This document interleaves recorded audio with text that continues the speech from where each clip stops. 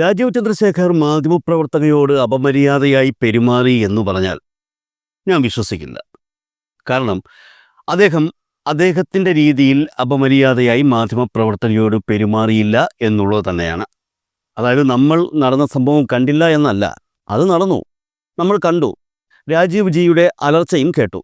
പക്ഷേ അത് രാജീവ് ചന്ദ്രശേഖരെ സംബന്ധിച്ച് ഒരു അപമര്യാദയായി പെരുമാറലല്ല. മാത്രമല്ല, ഇതാണ് രാജീവ് ചന്ദ്രശേഖറിന്റെ യഥാർത്ഥ മര്യാദയോടുള്ള പെരുമാറ്റം. നിങ്ങളോട് ആരാ പറഞ്ഞു? അല്ല, നിങ്ങളോട് ആരാ പറഞ്ഞു? ഈ അല്ല പറയൂ, അത് നിങ്ങളുടെ ഏത് ചാനലാണ്? മതി അവിടെ ഇരുന്നാ മതി, അവിടെ ചോദിക്കരുത്, നിങ്ങൾ ചോദിക്കരുത്. ഇല്ല, ഞാൻ മറുപടി തരില്ല. ഇന്നലെ ഒരു സൂയിസൈഡ് ചെയ്ത കൗൺസിലറാണ്, മനസ്സിലായില്ലേ? നിങ്ങളിങ്ങനെ നുണ പ്രചരിപ്പിക്കരുത്. പിന്നെ ഇല്ല, ശുദ്ധം നുണയാണ്. നിങ്ങൾ നുണ പറയുന്ന ചാനലാണ്, ഒരു നാണമില്ലാത്തൊരു ചാനലാ. അല്ല, മരിച്ച ഒരാളെ കുറിച്ച് ഇങ്ങനെ പറയുന്നൊരു നാണില്ലേ നിങ്ങൾക്ക്? നമ്മൾ കേരളീയർ രാജീവ് ചന്ദ്രശേഖർ ജിയെ അടുത്തറിഞ്ഞത് എപ്പോൾ മുതലാണ്? ഈ പുള്ളിക്കാരൻ BJP സംസ്ഥാന പ്രസിഡന്റ് ആയതിനു ശേഷമാണ് നമ്മൾ അദ്ദേഹത്തെ എന്നും കാണുന്നതും അടുത്തറിയുന്നതും. BJP സംസ്ഥാന പ്രസിഡന്റ് ആയതിനു ശേഷമാണ് പുള്ളിക്കാരന് നേരെ ചൊവ്വേ മലയാളം സംസാരിക്കാൻ പോലും കഴിയില്ല എന്ന കാര്യം പോലും നമ്മൾ അറിയുന്നത്. ഇക്കഴിഞ്ഞ ദിവസം നടന്ന സംഭവത്തിൽ മാധ്യമപ്രവർത്തകയെ നീ എന്നൊക്കെ വിളിച്ചാണ് പുള്ളിക്കാരൻ പ്രതികരിക്കുന്നത്. എന്നാൽ അതൊരു ബഹുമാനക്കുറവായി കാണേണ്ടതില്ല എന്നാണ് എനിക്ക് പറയാനുള്ളത്. അദ്ദേഹത്തിന് അതേ അറിയാവുന്ന കാര്യം അദ്ദേഹം പറയുകയും ചെയ്തു. ഈ തിരുവനന്തപുരം നഗരസഭയിലെ ഒരു BJP കൗൺസിലർ ആത്മഹത്യ ചെയ്ത സംഭവവുമായി ബന്ധപ്പെട്ട് നടത്തിയ ഈ പരാമർശം സഹപ്രവർത്തകന്റെ ആത്മഹത്യയുടെ പേരിലുണ്ടായ വലിയ ദുഃഖത്തിൽ നിന്ന് ഉണ്ടായതാണെന്ന് പലരും ചിലപ്പോൾ കരുതും. ഒരിക്കലും അതങ്ങനെയല്ല. കാരണം രാജീവ് ജി, നീ അവിടെ നിന്ന് മിണ്ടരുത് എന്നൊക്കെ കിടന്ന് നിലവിളിക്കുമ്പോൾ കൂടെ നിൽക്കുന്ന ഇദ്ദേഹത്തിൻ്റെ ഇപ്പോഴത്തെ വലങ്കൈയായ സുരേഷ് ജി ഉൾപ്പെടെയുള്ള പലരും ചിരിച്ചു മറിയുകയാണ്. BJP കൗൺസിലർ ആത്മഹത്യ ചെയ്ത സംഭവത്തിൽ ഇത്രത്തോളം ദുഃഖം ഉള്ളിൽ ഒതുക്കി വച്ചാണ് ഇവരൊക്കെ നിന്നിരുന്നത് എന്ന് സത്യം പറഞ്ഞാൽ ഈ വീഡിയോ കണ്ടപ്പോഴാണ് എനിക്ക് മനസ്സിലാക്കാൻ കഴിഞ്ഞത്. എന്തായാലും ഇതുമായി ബന്ധപ്പെട്ട കുറച്ച് കാര്യങ്ങൾ നിങ്ങൾ കേൾക്കണം. വരുന്ന തദ്ദേശ സ്വയംഭരണ തെരഞ്ഞെടുപ്പിൽ തിരുവനന്തപുരം നഗരസഭ പിടിക്കാൻ കച്ചകെട്ടി ഇറങ്ങിയ BJP തിരുവനന്തപുരത്ത് എങ്ങനെയാണ് ഇപ്പോൾ ഉടുതുണിയില്ലാതെ നിൽക്കുന്നത് എന്നുള്ള കാര്യം നിങ്ങൾ അറിയണം.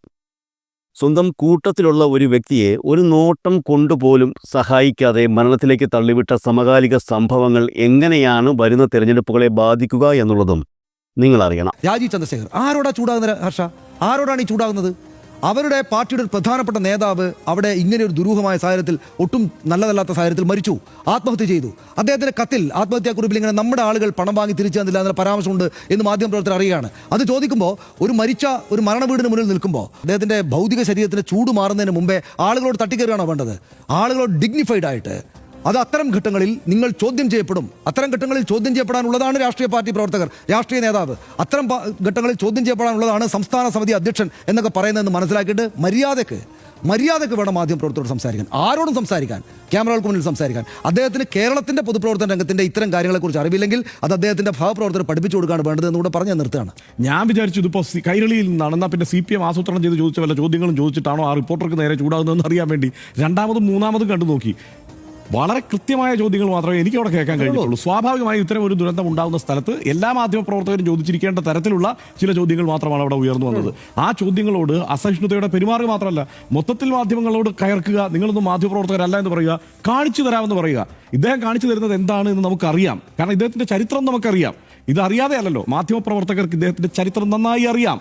ഇദ്ദേഹം സ്ലാബ് സ്യൂട്ടുകൾ കൊടുത്ത് മാധ്യമങ്ങളെ കുഴപ്പത്തിൽ ചാടിക്കാൻ ശ്രമിച്ചിട്ടുള്ളതിന്റെ ചരിത്രം നമുക്ക് വേണമെങ്കിൽ ഇപ്പോൾ എടുത്ത് ചർച്ച ചെയ്യാം. ഇദ്ദേഹം മാത്രമല്ല, ഇദ്ദേഹം മാധ്യമ ഇൻവെസ്റ്റർ കൂടിയാണല്ലോ. ഇപ്പോൾ റിപ്പബ്ലിക് ചാനലിന്റെ മാധ്യമപ്രവർത്തകരുടെ ചോദ്യങ്ങളെല്ലാം ഏറ്റവും ശരിയാണല്ലോ. കാരണം ഇദ്ദേഹമാണല്ലോ ഈ ചെല്ലും ചെലവും കൊടുത്ത മാധ്യമ സ്ഥാപനത്തെ ഉണ്ടാക്കിയെടുത്തത്. ആ മാധ്യമപ്രവർത്തനത്തെ കുറിച്ചുള്ള വിമർശനത്തിൽ ഇദ്ദേഹത്തിന് എന്താണ് പറയാനുള്ളത്?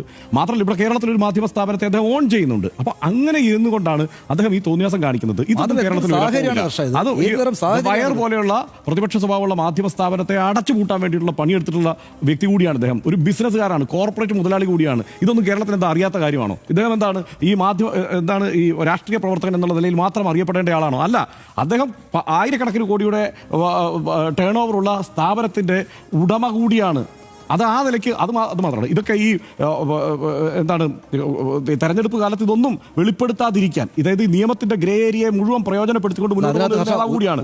ഇതെല്ലാം എടുത്തെടുത്ത് വേണമെങ്കിൽ ചർച്ച ചെയ്യാം. ഒരു കാര്യമുള്ളത്, അത്തരം കോർപ്പറേറ്റ് മനസ്സ് അപ്ലൈ ചെയ്യേണ്ടത് ഒരു കാര്യമല്ല. ഇത് ഒരു സഹപ്രവർത്തകൻ, അതാ പ്രശ്നം, ഒരു അതാണ് ആ കോർപ്പറേറ്റ് മനസ്സാ. അതാണ് കോർപ്പറേറ്റ് മനസ്സുകൊണ്ട് അല്ല ഇക്കാര്യങ്ങൾ നോക്കേണ്ടത്. ഒരു സഹപ്രവർത്തകൻ അദ്ദേഹം അങ്ങനെ ഇത്രക്ക് ദാരുണമായ ഒരു സംഭവമായിട്ട് അവിടെ ഈ ശരീരത്തിന്റെ ചൂട് മാറാതെ കിടക്കുകയാണ്. ആ കുടുംബം അലമുറയിട്ട് കരഞ്ഞുകൊണ്ടിരിക്കുകയാണ്. അന്നേരത്താണ് ഇദ്ദേഹം എൻ്റെ പാർട്ടിക്ക് അല്ലെങ്കിൽ എനിക്ക് ഞാൻ ഉദ്ദേശിച്ച കാര്യങ്ങൾക്ക് വല്ല ക്ഷീണവും പറ്റിപ്പോകുമോ എന്ന മട്ടിൽ ചൂടാകുന്നത് എന്നതാണ്. ഇതിനകത്ത് ഒറ്റ കാര്യം കൂടെ ഞാൻ പറയാം. അതായത് ഇതിനകത്ത് അദ്ദേഹത്തെ ധീരതയില്ലാത്ത ഒരാളായിട്ട് ചിത്രീകരിക്കുകയാണ് ഇവർ ചെയ്യുന്നത്. അതായത് വളരെ ചെറും പ്രായം തൊട്ട് ഈ സംവിധാനങ്ങൾക്കകത്തൂടെ വന്ന നേതാവായി മാറിയ അദ്ദേഹം CPM-നെയും പോലീസിനെയും പേടിച്ചിട്ട് ആത്മഹത്യ ചെയ്യുന്നതാണോ ഇവർ പറയുന്നത്? അങ്ങനെയാണ് അവർ ഉദ്ദേശിക്കുന്നത്. അല്ല, അത് മാത്രമല്ല, ഇപ്പൊ CPIM-ഓ പോലീസോ അങ്ങനെ ഇദ്ദേഹത്തോട് ഈ പണം തിരിച്ചു കൊടുക്കണം എന്ന് പറഞ്ഞ് സമീപിച്ചെന്നിരിക്കട്ടെ, ഇദ്ദേഹം എന്താ ചെയ്യാൻ പോകുന്നത്? ഇദ്ദേഹം നേരെ പോയി ആത്മഹത്യ ചെയ്യുന്ന ഒരാളാണോ അദ്ദേഹം? അതെ, ഒരു വളരെ നല്ല ഒരു മനുഷ്യനായിരുന്നു ഈ നേതാവ്, ഈ പൊതുപ്രവർത്തകൻ എന്ന കാര്യം നമുക്ക് ഒന്നുകൂടെ വ്യക്തമാവുകയാണ് ചെയ്യുക. കാരണം നമുക്കറിയാം, ഹർഷൻ ഇപ്പോൾ പറഞ്ഞ പോലെ BJP പോലെ രാജ്യം ഭരിക്കുന്ന ഒരു വലിയ പാർട്ടിക്ക് ആവശ്യത്തിലേറെയും പണമുണ്ട് എന്ന് അവരും എതിരാളികളുമൊക്കെ പലപ്പോഴായിട്ട് പറഞ്ഞിട്ടുള്ള ഒരു രാഷ്ട്രീയ പാർട്ടിക്ക് പരിഹരിക്കാവുന്ന കാര്യങ്ങളേ ഉള്ളൂ. അതിന് പല വഴികളുണ്ടാകും, ചിലപ്പോൾ ബുദ്ധിമുട്ടുണ്ടാകുമായിരിക്കും. പക്ഷേ അവർക്ക് പരിഹരിക്കാവുന്ന കാര്യം മാത്രമേ ഉണ്ടായിരുന്നുള്ളൂ പോലും.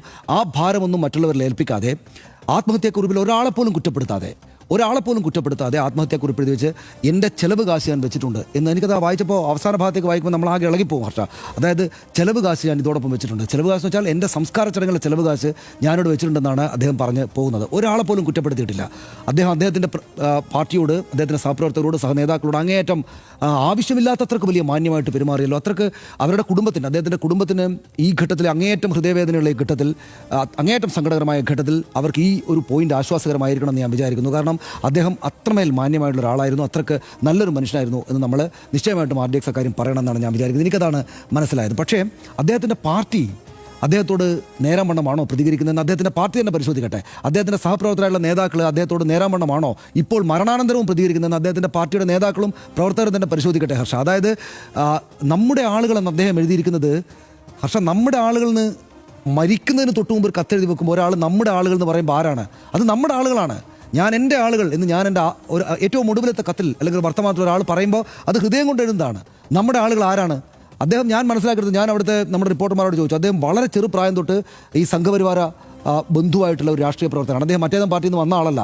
അദ്ദേഹം വളരെ ചെറിയ പ്രായം തൊട്ട് അവരുടെ സകല സംവിധാനങ്ങൾക്കകത്തൂടെയും വന്ന ഒരാളാണ്. നമ്മുടെ ആളുകൾ എന്ന് പറഞ്ഞാൽ അദ്ദേഹത്തിന്, അനിലിന് ഒരൊറ്റ ആളേ ഉള്ളൂ, അത് അദ്ദേഹത്തിൻ്റെ പാർട്ടിക്കാരാണ്. അതായത് അദ്ദേഹത്തിൻ്റെ പാർട്ടിയുടെ മുതിർന്ന നേതാവ് നമ്മുടെ ആളുകൾ എന്നതിനെ വ്യാഖ്യാനിക്കാൻ പോയത് കണ്ടോ? ഹർഷ, ഇതൊക്കെ പരിഹരിക്കാൻ ഇനിയും മാർഗ്ഗങ്ങളുണ്ട്. ഇനിയും പരിഹരിക്കാൻ എന്തൊക്കെ മാർഗ്ഗങ്ങളുണ്ട്. പക്ഷേ മരിച്ചുപോയ മനുഷ്യരുടെ ഡിഗ്നിറ്റി, അവരോടൊപ്പം ചേർന്ന് നിൽക്കുന്ന കുടുംബാംഗങ്ങളുടെ ഡിഗ്നിറ്റി, അദ്ദേഹത്തെ വലിയ നേതാവായി കണ്ടിരിക്കുന്ന മനുഷ്യരുടെ ഡിഗ്നിറ്റി, അത് പരിഗണിക്കാനുള്ള അവകാശമില്ലേ അല്ലെങ്കിൽ ഉത്തരവാദിത്വമില്ലേ ഈ നേതാക്കൾക്ക്?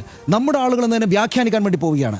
ഇതിനുശേഷം ഉണ്ടാകുന്ന കാര്യങ്ങൾ അങ്ങനെ നിലക്ക് നമുക്ക് ഒരു വലിയ പാർട്ടിയിലെ, നമ്മുടെ രാജ്യം ഭരിക്കുന്ന പാർട്ടിയിൽ ആ നിലക്ക് പരിഹരിക്കാം എന്ന് തന്നെ കണക്കാക്കണം. പക്ഷേ നമ്മുടെ ആളുകൾ എന്ന് അദ്ദേഹം പറയുന്നതിനെ തള്ളിക്കളയലുണ്ട്. നമ്മുടെ ആളുകൾ എന്ന് തന്നെയാണ് അദ്ദേഹം പറഞ്ഞിരിക്കുന്നത്. ആരാണെന്ന് അരിഭക്ഷണം കഴിക്കുന്ന ആൾക്കെല്ലാം മനസ്സിലാകും. പിന്നെ BJP നേതാവ് എന്ന നിലക്ക് അദ്ദേഹം CPM-നെതിരെയും കോൺഗ്രസിനെതിരെയും പോലീസിനെതിരെയും ഒക്കെ തിരുവനന്തപുരത്ത് സമരം നടത്തിയിരുന്ന ആളുകളാണ്. അദ്ദേഹത്തെ CPM എന്ന രാഷ്ട്രീയ പാർട്ടിയോ കോൺഗ്രസ് എന്ന രാഷ്ട്രീയ പാർട്ടിയോ പോലീസ് സംവിധാനമോ അല്ലെങ്കിൽ കോർപ്പറേഷൻ മറ്റ് സംവിധാനങ്ങളോ ഉപദ്രവിച്ചിരുന്നെങ്കിൽ അദ്ദേഹം അത് തന്നെ എഴുതിയാനേ. ഇതാ എൻ്റെ ഈ പ്രശ്നത്തിന് കാരണം ഈ സംവിധാനങ്ങളാണ്, ഈ പാർട്ടിയാണ്, ഈ നേതാക്കളാണ്, ഈ മറുപക്ഷത്തെ പാർട്ടിയുടെ നേതാക്കളാണെന്ന് എഴുതി തന്നെ. അദ്ദേഹത്തിന്റെ ധീരതയെ ഇവർ പരിഹരിക്കുകയാണോ എന്ന് തോന്നില്ല അദ്ദേഹത്തിന്റെ കൂടെയുള്ള സഹപ്രവർത്തകർക്ക്, അദ്ദേഹത്തിന്റെ പാർട്ടിയുടെ ആളുകൾക്ക്. CPM ആണ് അദ്ദേഹത്തെ ഉപദ്രവിച്ചെങ്കിൽ CPM എന്നെ ഉപദ്രവിക്കുന്നു, പോലീസാണ് എന്നെ ഉപദ്രവിച്ചിരിക്കുന്നത്, പോലീസ് എന്നെ ഉപദ്രവിക്കുന്നു എന്ന് എഴുതി വെക്കില്ല അദ്ദേഹത്തിന് എന്താ ഇവരൊക്കെ പേടിയാണോ? അപ്പോൾ മരിച്ചുപോയ നേതാവിൻ്റെ ഓർമ്മയോട് കുറച്ച് ഡിഗ്നിഫൈഡ് ആയിട്ട് പെരുമാറാൻ ഇനിയെങ്കിലും അവരുടെ പ്രവർത്തകരും നേതാക്കളും അത് കാണിക്കണം. എന്തുകൊണ്ടാണെന്ന് വെച്ചാൽ, അല്ലെങ്കിൽ ഇനി വരുന്ന പൊതുപ്രവർത്തകർക്ക് അല്ലെങ്കിൽ ചെറുപ്പക്കാരായുള്ള രാഷ്ട്രീയത്തിലേക്ക് വരുന്ന ആളുകൾ ഈ അവരവരുടെ പ്രസ്ഥാനങ്ങളോടുള്ള വിശ്വാസം നഷ്ടപ്പെട്ടു പോകും. അദ്ദേഹം ആദ്യന്തം പ്രവർത്തിച്ചത് BJP-യിൽ, RSS-ൽ. ആ സഹകരണ സംഘം സമ്പൂർണ്ണമായും RSS-ന്റെയും BJP-യുടെയും നിയന്ത്രണത്തിലുള്ളതാണ്. അവിടെ ജോലി ചെയ്യുന്ന മുഴുവൻ പേരും RSS-ന്റെയും BJP-യുടെ പ്രവർത്തകരാണ്. അതിൻ്റെ ഭരണസമിതി അങ്ങനെ തന്നെയാണ്, അവിടുത്തെ അംഗങ്ങളും അങ്ങനെ തന്നെയാണ്. അപ്പോൾ അത്തരം ഒരു സിസ്റ്റത്തിൽ ഇരുന്നുകൊണ്ടാണ് അദ്ദേഹം ഈ കത്തെഴുതുന്നത്. അവിടെ പ്രത്യേകിച്ച് ഇനി വിശേഷിപ്പിക്കേണ്ടതോ പ്രത്യേകിച്ച് ആളുകളെ പേരെടുത്ത് പറഞ്ഞ് ബോധ്യപ്പെടുത്തേണ്ടതോ ഒരാവശ്യമോ ഇല്ല. മാത്രമല്ല, അദ്ദേഹം വളരെ മാന്യമായി തന്നെയാണ്. സനീഷ് നേരത്തെ പറഞ്ഞതുപോലെ അദ്ദേഹത്തിന് ആരെങ്കിലും കുറ്റപ്പെടുത്തിയിട്ട് പ്രസ്ഥാനം ഒരു കുഴപ്പത്തിലേക്ക് പോകേണ്ടതില്ല എന്നുള്ള തോന്നൽ പോലുമുണ്ട്. രണ്ടാമതൊരു വട്ടം വായിച്ചിരുന്നെങ്കിൽ ഈ കത്തിലെ ആ 1-1.5 വരി കൂടി അദ്ദേഹം ചിലപ്പോൾ വെട്ടിക്കളഞ്ഞതെന്നാണ് എനിക്ക് തോന്നുന്നത്. ഈ കത്ത് മുഴുവൻ വായിച്ചു നിർത്തുമ്പോൾ അദ്ദേഹം പറയുന്നത് എങ്ങനെയാണ്, നമുക്ക് തിരിച്ചു പിടിക്കാൻ ധാരാളം തുകയുണ്ട്, ഈ സഹകരണ സംഘത്തിന്. അത് ആരുടെ നിയന്ത്രണത്തിലുള്ളതാണ്? അപ്പോൾ അത് ഈ BJPയുടെ നിയന്ത്രണത്തിലുള്ളതാണ്. നമ്മുടെ ആൾക്കാരെ സഹായിച്ചു, മറ്റ് നടപടികൾക്കൊന്നും പോകാതെ പല അവധി പറഞ്ഞ് തിരിച്ചടയ്ക്കാൻ കാലതാമസമുണ്ടാക്കി.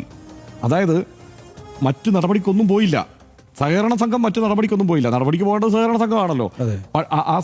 അതായത് ആ തിരിച്ചടവിന് കാലതാമസം ഉണ്ടാക്കിക്കൊണ്ടിരുന്നു, കാരണം മറ്റു നടപടിക്ക് പോകാതെ നമ്മുടെ ആളുകളെ സഹായിച്ചത് കൊണ്ടാണ് അങ്ങനെ പോകേണ്ടി വന്നത്.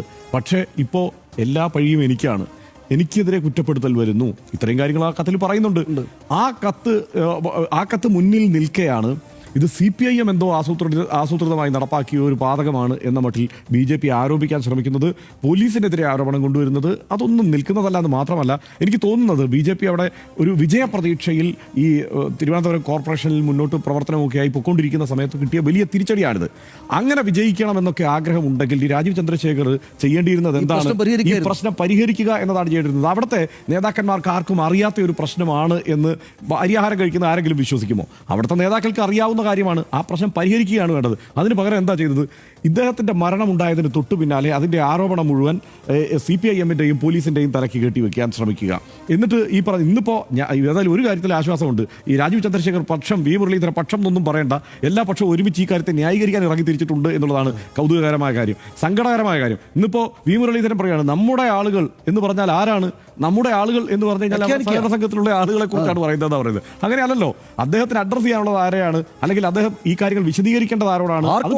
പറയുന്നത് അതാണ്